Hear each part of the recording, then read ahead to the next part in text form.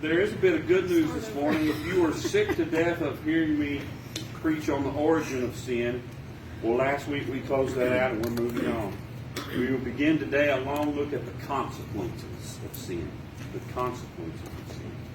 And the outline, of course, is back there on the back of your bulletin. As always, if you'd like to see where we're headed.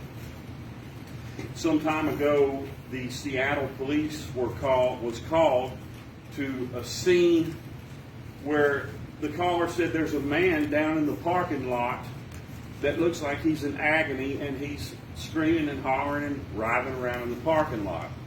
And so the police made their way quickly to what turned out to be an RV park, actually, where they found two men at the scene. And one was indeed writhing around on the ground in agony, and the other one was standing over the top of him, dying laughing. And as the police began to question these two men to find out what was going on, it turns out that the man on the ground was a thief. And he had come to siphon gas out of an RV. Except when he did, he put the water hose down into the sewage tank and gave a good suck and got a mouthful of sewage. And immediately went to the ground in disgust. The man standing over him laughing was the guy that owned the RV. And when the police asked him, do you want to press charges against him? The guy said, absolutely not. This is the funniest thing I've seen in years. If he's that stupid, his life is punishment enough. And they let him go on about his business, and that's an absolutely true story. The idea of that story is that there are consequences for your actions. Consequences, in fact, the word is defined as the result of our actions. We get the concept of consequences. If you had good parents and good grandparents and good teachers and good coaches, people that were important in your life, you probably learned about consequences very early on. One of the biggest mistakes being made in culture today is everybody trying to shield children and other people from the consequences of their actions. That's not good, and it's not right. It doesn't even make any sense. I was raised in the 70s when parenting was very different than it is today. And we learned about consequences early on. Rather than being told, don't mess with that TV, my dad would say, go ahead and pull it down on top of you and see what happens. And that's pretty much the way my raising took place. And I appreciate that to some extent. I learned early on, if you make stupid choices, you're going to suffer as a result. Don't do that. Listen to other people. Do what they say. Go in the way you're being advised. And you won't have to suffer the consequences of stupid choices. Consequences are great for us, even when they're not so great, because consequences are, by God's design, supposed to change your behavior. Commands, thou shalt not this, thou shalt not that, are designed to control your behavior. But when you don't obey the commands, the consequences are designed to change your behavior. And one of the first things we learn in the Bible, one of the first things that it teaches us, really as soon as it's opened, is the reality of consequences.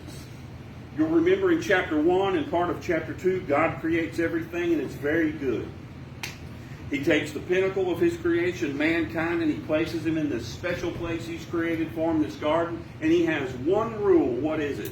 Do not touch that tree. Actually, he said, don't eat from the fruit of that tree, or there's going to be consequences. And the first thing man does is fail. And immediately there are consequences. There are terrible, universal, eternal consequences. In fact, we're going to study 4 of them. I've just grouped it that way. That's my doing. Death, depravity, discord, and decay were the consequences of that first sin. And they are the consequences that we still live with today. Now, when we look at all of the consequences, not only of Adam's sin, but of our sins, and we'll do that as we go through this thought about consequences, one of the first things you're going to realize is that the primary consequence of sin is death. It's not the only consequence, but it certainly appears to be the main one. You remember the command in Genesis chapter 2 was, do not eat from that tree, because the day that you eat from that tree, you will certainly die. Death was the consequence assigned to that command. In fact, what Satan caused him to question when he came into the garden is, you're not going to die. They understood the consequence because when Eve was speaking to Satan in chapter 3, she restated the consequence. We can't eat from that tree. We can't even touch it or we will die. Death was the consequence primarily associated with that first command. And Paul says here in Romans 5:12 that it was through sin that death entered creation. And so while there are many consequences to sin, death certainly appears to be the main one. That's why on our outline we're going to tackle it first. Death is the primary consequence of sin. You'll see in Romans 5:12 where Paul says, therefore just through one man's sin entered the world, death through sin, death spread to all men. Notice he doesn't say through one man's sin entered the world and pain through sin and fighting through sin and work through sin. Those are consequences of sin. But the one the Bible just sort of insists on concentrating on is death. Death is the primary consequence of sin. Here's what we're going to handle today. Why? Why death? Why is death the primary consequence of sin? When we consider all of the possibilities that God could have chosen, God is creative, right? God is amazing and thoughtful. He could have chosen anything as a consequence for sin. He's all powerful. He could have said, well, if you touch that tree, I'm going to blink you out of existence and start over with somebody else. He could have done a sort of cosmic timeout. If you eat from that tree, I'm going to have to send you over here 1,000 years to live by yourself. You can come back and join the rest of us. He literally could have done anything. If you touch that tree, you're going to have to apologize and grow a new fruit by yourself. I mean, my point is God could have chosen anything as a consequence for sin, and he chose death on purpose. And this is the question that we have before us. Why would he do that? Someone once said to me, part of the reason I don't believe in God and all this stuff is because death seems like a huge overreaction for eating a piece of fruit. Well, the problem with that view is that the statement itself proves that you don't understand sin. The premise is flawed if you believe that death is an overreaction as a consequence for sin. God obviously chose death as the primary consequence for sin, and like everything God does, he did it very purposefully and very thoughtfully and very carefully. So what was the purpose? Believe it or not, the Bible tells us why death is a consequence for sin. I'm going to give you 3 reasons. I don't know that we'll get through all 3 of them today. We'll see. We'll try. Okay? And I'm going to give you 3 reasons the Bible teaches death is a consequence for sin. And one of the things that I hope it does is it ought to teach you something about God. And in fact, I think it will. Because if we know God chose death on purpose out of everything he could have done, then when I understand why he chose death, I'm going to understand something about it. And that's the importance of understanding the reason that death is a consequence for sin.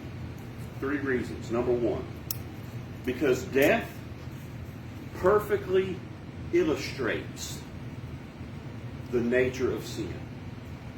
Now, I'm not doing these in order of importance. The last one I'm going to give you is the most important.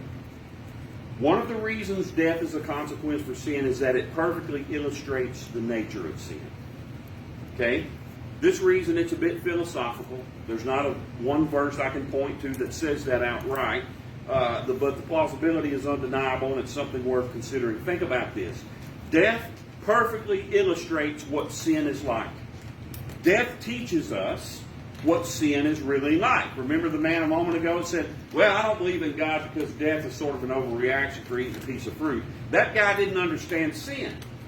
And that's why he didn't understand why death was the consequence. Death perfectly illustrates sin for us. Let me put it to you this way. Think about what death brings when a death happens. I mean a physical death, right? In the family, the community. Death brings pain. Death brings separation. Death brings loss. Death is irreversible. Aren't all those same things true about sin? Sin brings pain.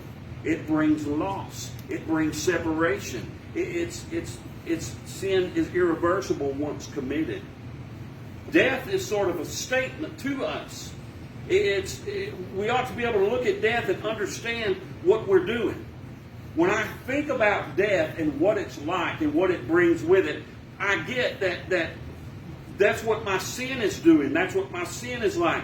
Death is how my sin feels. Death is what my sin causes. One of the things I do, and this is just what I do, I try to do this consciously every single time I go to a funeral, no matter whose it is. At some point, I stop and I try and take a look around me. I want to remember the anguish on the faces of the ones who were left behind. I want to understand that they're in pain and it's not going to change. I try to soak in the fact that they have lost something they will never get back as long as they live. And I try to understand, as the one in the casket, that's irreversible. It's over. And then I try to consciously cause myself to think, this is what my sin is like. Every sin I commit, whether I consider it big or small or significant or insignificant, this is what it's like. This is how it feels. This is what it does. No sin is insignificant when we understand that the consequence of it is death. Death puts our sin in perspective. Our sin is a big deal because if the result of even our smallest sin is death, that must mean that what we're doing is a huge, huge deal. And so to the guy that told me, that sounds like an awful overreaction to a guy eating a piece of fruit, you're not going to understand the significance of your sin until you understand that death was purposefully tied to it by God to cause you to try and understand the significance of your sin. It's not an overreaction. It's a perfect reaction to what we've done. And here's why. It's for the second reason. Not only does death perfectly illustrate the nature of sin, death perfectly illustrates the righteousness of God. You can go to Romans chapter 1 because in a moment we're going to look at a couple verses there. But this is the second reason death is a consequence for sin, because death perfectly illustrates the righteousness of God. Let's talk about what righteousness means, in case you don't know, because it is difficult to define. We say it about God all the time. We sing it about God, but I don't know if we always think about what we're saying when we're saying it. When we say God is righteous, and when the Bible calls Him righteous, here's what it means. It means that everything He does is just. Everything He does is right all the time. Even if you don't understand it, even if you don't agree with it, if He's doing it, it is right because He is God. And it is just. He's upright in all His ways. And so righteousness isn't something God does, it's something God is. Because God is righteous, He will always, without fail, act in perfect, absolute justice to prevent a violation of His character. And that includes His Word. Let me give you an example of what I mean.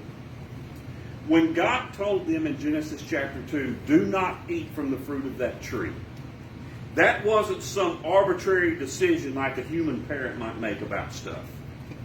When He said don't eat from that tree, you need to understand that command came forth from what God is. We've talked about that before, we've tried to. Everything God says and does is a result of what God is. So He didn't just pick a tree and tell them, I don't want you eating from that tree. It wasn't arbitrary.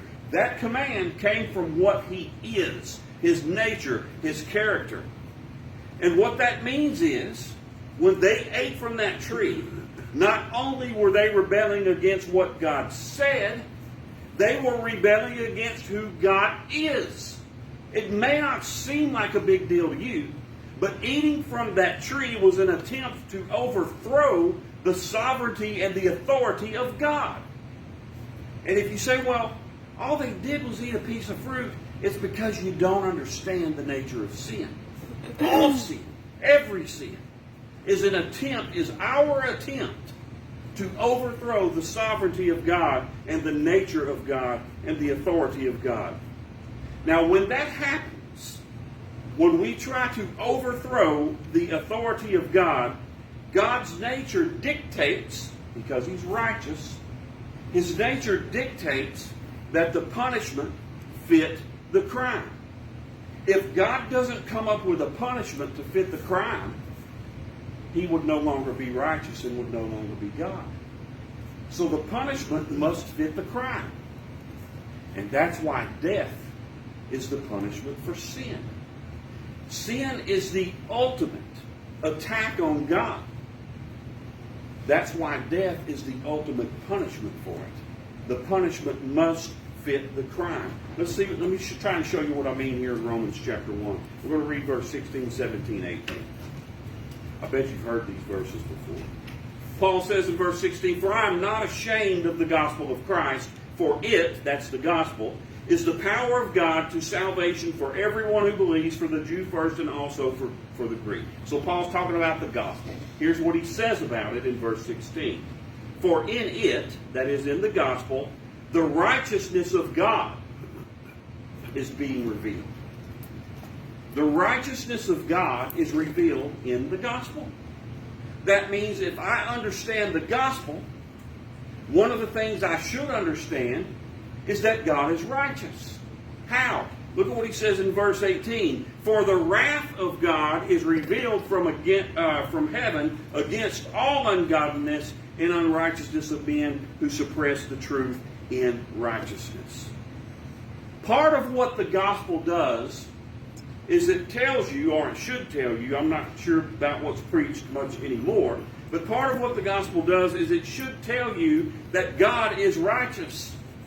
And that if you violate the character of God, the nature of God, the standards of God, there will be consequences. And the punishment will fit the crime. It has to, because God's righteous. The gospel reveals the righteousness of God. And His righteousness is revealed, per verse 18, in His wrath. An integral part of the gospel is that sinners die. Now, you don't always hear that associated with the gospel, but you ought to. When you start preaching the gospel to someone, whether it's in the Walmart checkout line or the mission field in Africa, do you know where you need to start? Sinners die. That's where you need to start. That's part of the gospel too. It can't be good news if there's no bad news. And one of the situations we sort of live in today culturally is we have such a religious society that one of the biggest problems we face in evangelism is you have to get people lost before you can get them saved. Because if you ask 100 people, 100 of them are going to tell you, "Oh yeah, I'm saved," and then they'll give you whatever reason they think they're saved, wherever the basis of it is. But the fact is, sinners die. That's where the gospel starts. And the gospel, Paul says, reveals that. The gospel reveals the righteousness of God in that it reveals the wrath of God. God is righteous. And if He is righteous, He must punish sin. And the punishment for sin is death. And that's how death teaches us that God is righteous. If I don't understand anything else about God, I should be able to understand, by virtue of the fact death exists, I should be able to understand one thing: God punishes sin. That's the purpose, or part of the purpose, or one of the purposes. The reason God chose death as one of the consequences of sin was that it would show the world, I'm not going to let you get away with this. I can't let you get away with it. If I let you get away with this, I can't be God. I would be unrighteous to let you try and overthrow me and not do anything about it. And when you understand that every sin we commit, as I said, whether we consider it to be small or great, every one is an attempt to overthrow the God of the universe. Everyone. And how does rebellion have to be dealt with? Swiftly, harshly, and completely. And guess what? Death does that perfectly, doesn't it? Death does that perfectly. We've all read books and seen movies or TV shows where someone is in power and someone else doesn't like it, and they get together and they try to rebel. What happens to them when the rebellion fails? It ought to. It's the ultimate punishment for the ultimate crime. And death reveals to us the righteousness of God. Death is a completely appropriate response to an attack on the person of God, because our sin is an attack on His sovereignty. Death perfectly illustrates what it means that God is righteous. How? Think of it this way. Think of it this way. If all humanity from Adam down to us, everyone who's ever been born on all the earth, if all humanity is eternally condemned, and they are, because one man took one bite out of one piece of fruit, how holy must God be? See, when we think of sin, we tend to think of it in terms of big or small. But if it only took one man taking one bite out of one piece of fruit to condemn all of humanity eternally, how holy must God be that He can't let us get away with that death is the consequence for what was done that day. It reveals the holiness of God. Death, in a way, is the ultimate illustration of the fact that God is righteous. Now, there's one more, and we are not going to have time to get to it today because it's the main one. And here's what it is. Death also perfectly deals with the problem of sin. Death perfectly deals with the problem of sin. Death perfectly illustrates the nature of sin. Death perfectly illustrates the righteousness of God. And as we'll see next week, Lord's will, death perfectly deals with the problem of sin. Let me give you a spoiler. Do you remember when we talked for 2 weeks about why in the world is it fair that God would condemn everyone on the basis of what Adam did? And remember, I took 2 weeks to show you how that worked out really good for you in the end? Because if He condemned everyone based on Adam, He could forgive everyone based on Christ. Listen, death works the same way. Death perfectly deals with the problem of sin. And if you think that death is an overreaction to what was done in the garden, just wait and see what God does with death in the end of the story and how it works out to benefit every single one of us. Death is the primary consequence for sin. There are others, and we'll look at some of them, but death is the primary consequence for sin. Never forget that. And the reason is because it illustrates sin perfectly, it declares God's righteousness perfectly, and it deals with sin perfectly. And that's what we'll see, Lord's will, next week. Let's have a word of prayer, and for today we'll be dismissed. Father, we